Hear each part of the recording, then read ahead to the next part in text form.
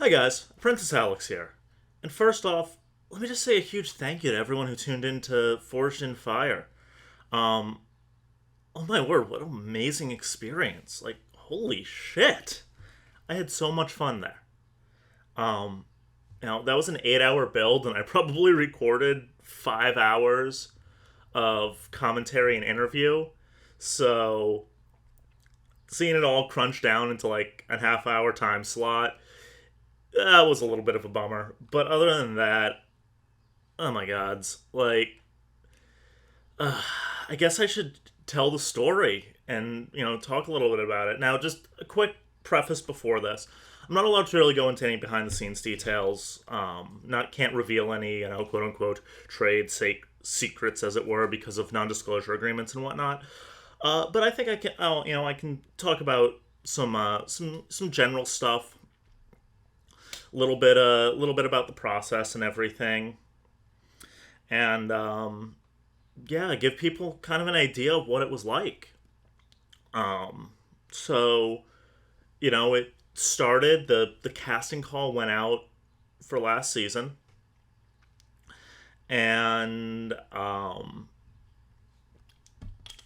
the casting call went out for last season, and it was, and I shot in an email, and rather shortly afterwards, I got sent back a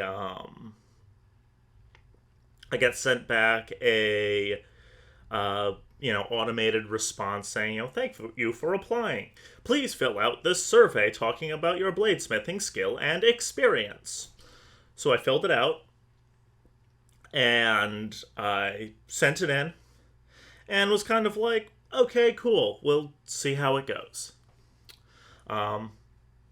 Months go by and I haven't heard anything. And then I get a call asking if I'd be willing to set up a Zoom interview with a casting director and if I could get together some of my projects to show off. And I did. And the casting director was delightful. And I was now like, okay, awesome, I've made it further than I thought I would. um Showed my stuff off, we had a good rapport, it was a lot of fun. um yeah, and then a few more calls came in, and eventually it was like, hey, do you want to be on this do you want to be on the show? And, well, of course. um And yeah, I'm not really going to get into more detail than that again because I don't want to give too much away. But it was, it was a real whirlwind experience. Leading up to the shooting, I was taking COVID tests not just home tests. I had to take PCR tests every week, and so they could get the results and make sure that I was healthy for the show. That was tough, but I didn't mind it too much. The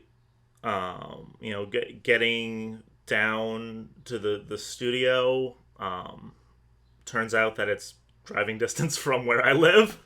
Not going to say exactly where. I think you can see approximately where it is in the credits, but not going to say exactly where. But I will say it looks super unimpressive from the outside and so incredible on the inside. There's every single person behind the scenes was so sweet and so helpful and so amazing. I could not be happier. For those of you who are Facebook friends with me, I put up a little thing on Facebook talking about this, but I'm on the autism spectrum, and when you're doing your voiceover in your interview, you have to maintain eye contact with the director. That's very difficult for me to do for any kind of prolonged period of time.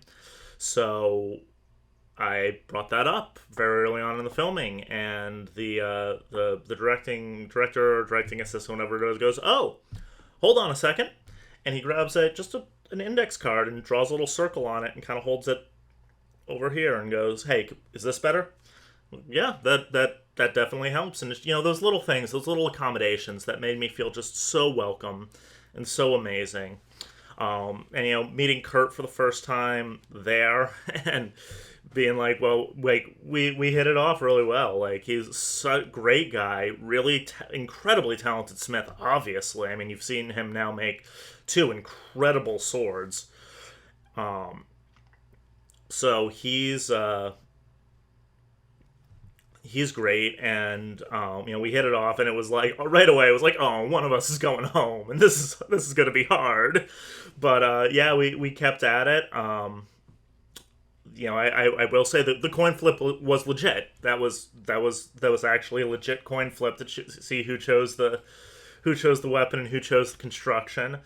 And I'm really happy I picked the Falks. It was a really fun build. Um, I wish I had put a little bit more time into my grind, make my pattern pop a little bit more. But at the same time, um,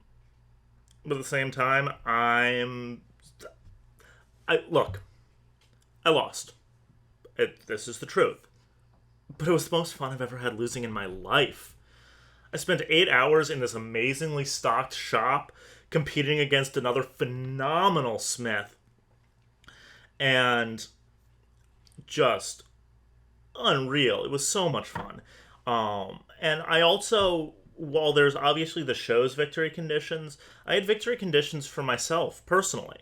One of the really the biggest, most important one to me was handing in a weapon that met parameters and could go to test. That was the biggest thing for me. I've seen so many smiths go home on that. I had to get it. I was obsessively checking my parameters through the whole thing. And this is where a lot of stuff gets left off on the cutting room floor. But, I was obsessively checking my parameters through that build.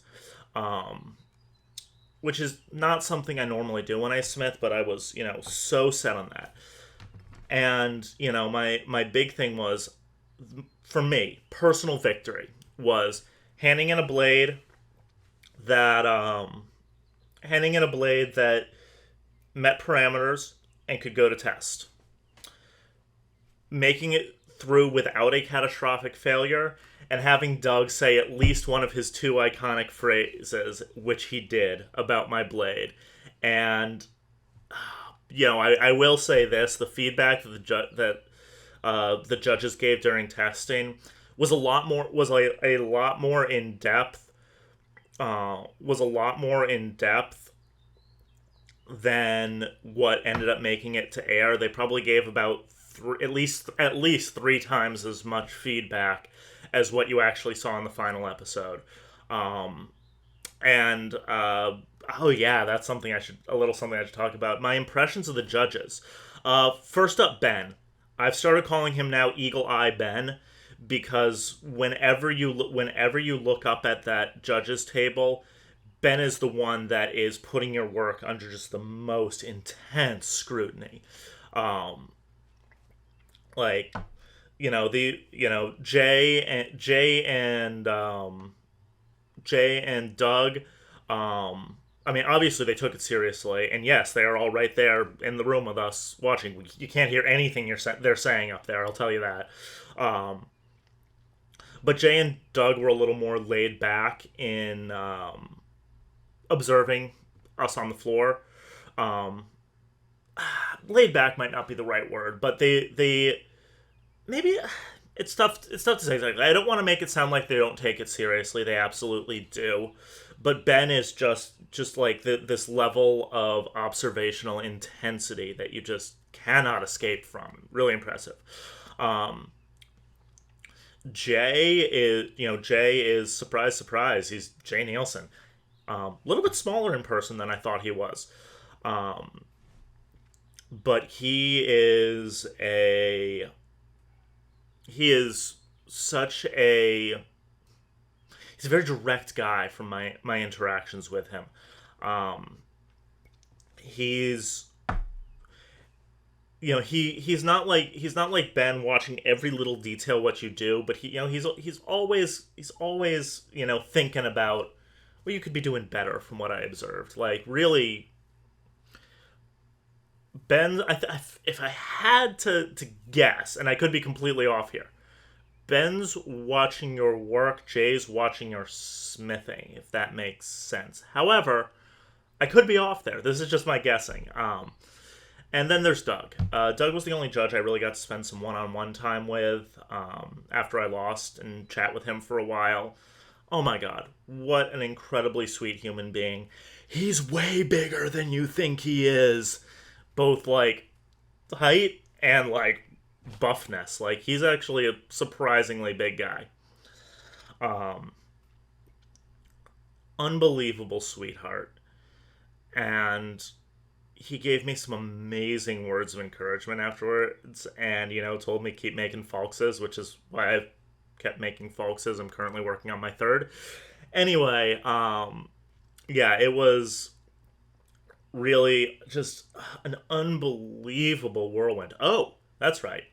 Uh, Grady. Grady is he takes himself so seriously on set. Um, there would be times that I was working and I'd look up and I'd see Grady having dialogue with the director about body language and delivery and all of that. I mean, I couldn't hear him, but you could read the body language pretty well from a distance of should I stand here? Should I say it like this? Should I bring him down more? Just so incredibly dedicated to his work, and bravo for that. I will let you know one little thing that got said on the cutting room floor. I did the little duck and weave boxer thing at the very beginning, and his immediate response to that was, "Whoa, settle down there, Tiger. Not time to fight just yet."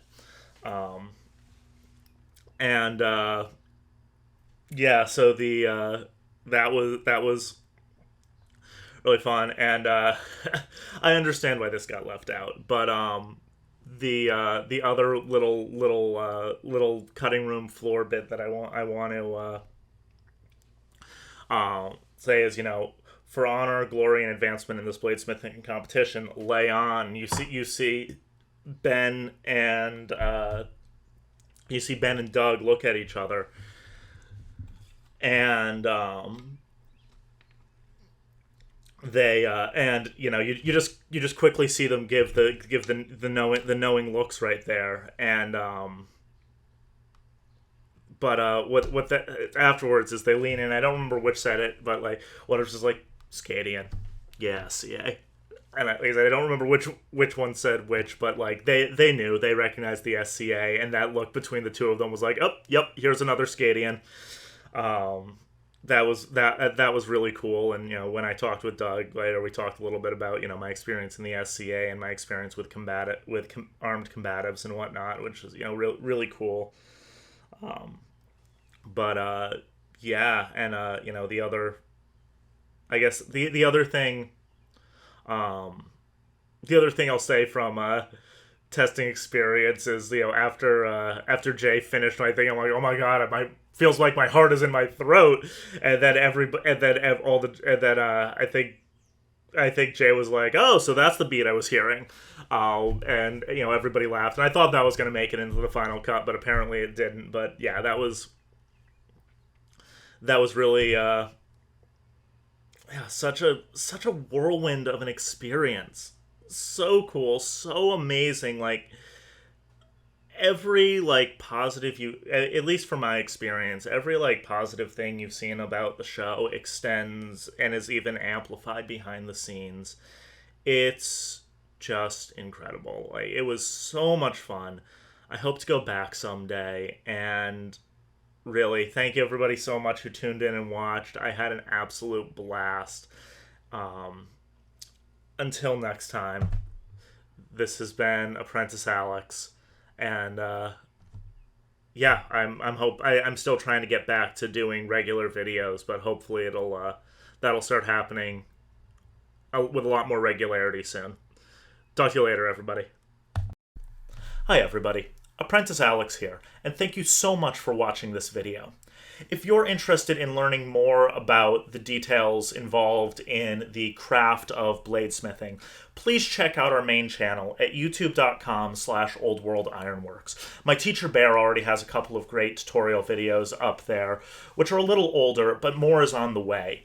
If you're interested in supporting the shop, then of course, like, comment, subscribe, all that good stuff. Share the videos around. You can find us on our web store at oldworldironworks.net, or you can support us on Patreon at patreon.com/oldworldironworks. Again, means the world to us. Thank you so much. Links in the description below.